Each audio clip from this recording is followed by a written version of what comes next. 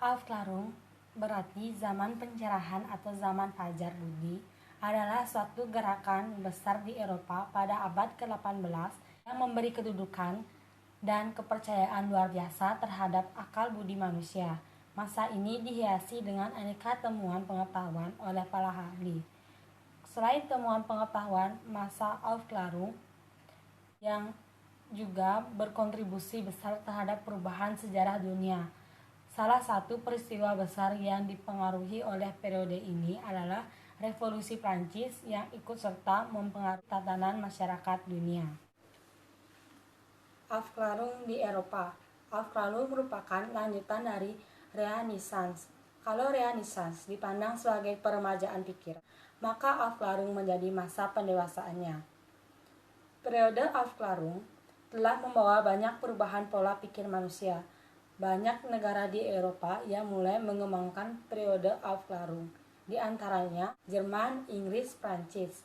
Berbagai negara mempunyai karakteristik masing-masing sejalan dengan perkembangan masa Aufklärung. Pemikiran tokoh-tokoh Aufklärung. Yang pertama, rasionalisme. Rasionalisme merupakan pendekatan filosofi yang menekankan akal budi sebagai sumber pengetahuan. Hampir semua ahli muncul pada zaman ini merupakan ahli matematika, seperti Descartes, Spinoza, dan Leibniz. Mereka mencoba menyusun suatu sistem filsafat berdasarkan rasionalisme. Yang kedua, empirisme.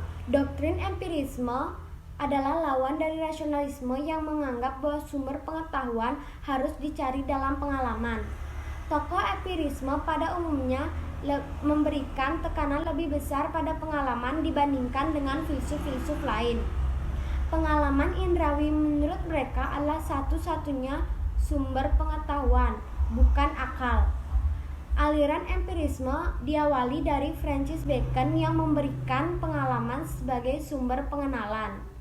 Aliran empirisme diterima dan dikembangkan oleh tokoh-tokoh terkemuka empirisme seperti Thomas Hobbes, John Locke, dan de Hume. Kantianisme. Tokoh yang terkenal dalam Kantianisme ialah Immanuel Kant. Immanuel Kant adalah orang yang berpikir kantikus, atau bisa dibilang orang yang pemikiran besar di barat. Ia adalah orang gigih berupaya mendamaikan pertentangan antara rasional dan empirisme. Ia merumuskan kebenaran ilmu pengetahuan melalui dua paham yang bertentangan, yaitu rasionalisme dan empirisme. Ia juga berpendapat bahwa ilmu pengetahuan hasil kerjasama dua unsur, pengalaman dan kearifan lokal. Finalisme secara umum berhubungan dengan rasionalisme. Ini adalah madzhab epistemologi yang mengajarkan edukatif dapat diperoleh dengan akalnya. Lawan mereka berdua, rasionalisme dengan epistemologi, ialah empirisme yang mengajarkan ilmu pengetahuan itu bukan dari akal, melainkan pengalaman empiris.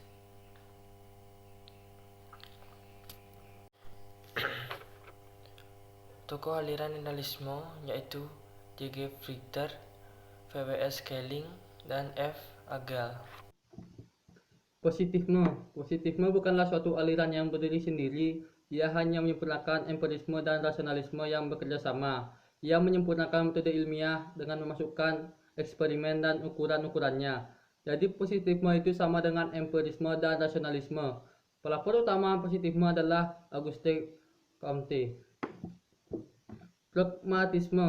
Pragmatisme adalah aliran pemikiran yang memandang bahwa berat tidaknya suatu ucapan, dalil atau teori. Semata-matanya bergantung pada manfaatnya dalam kehidupan.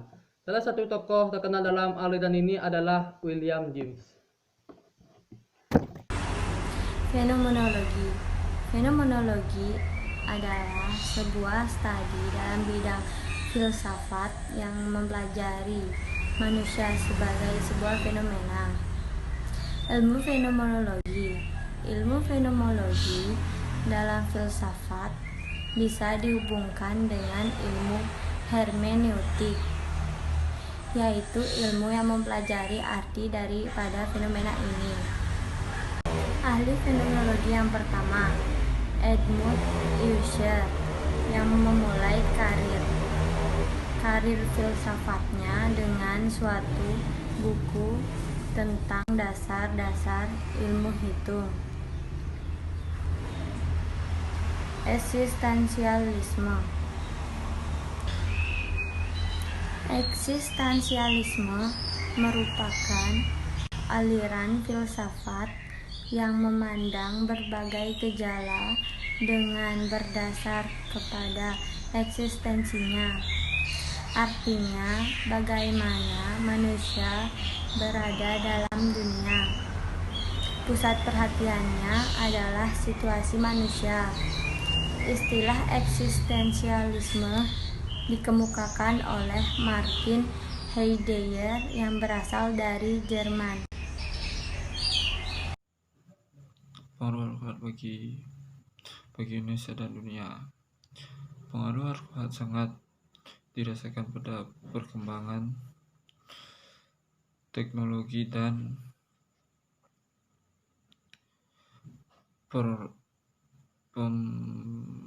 pemikiran dalam abad modern. Masa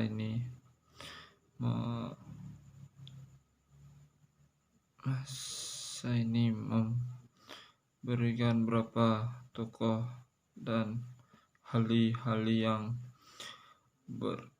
berperan dalam perkembangan ilmu pengetahuan. Selain itu, maka masa Arfad juga menghasilkan beberapa riset penting yang masih diaplikasi sampai saat ini dalam berbagi ilmu pertahunan.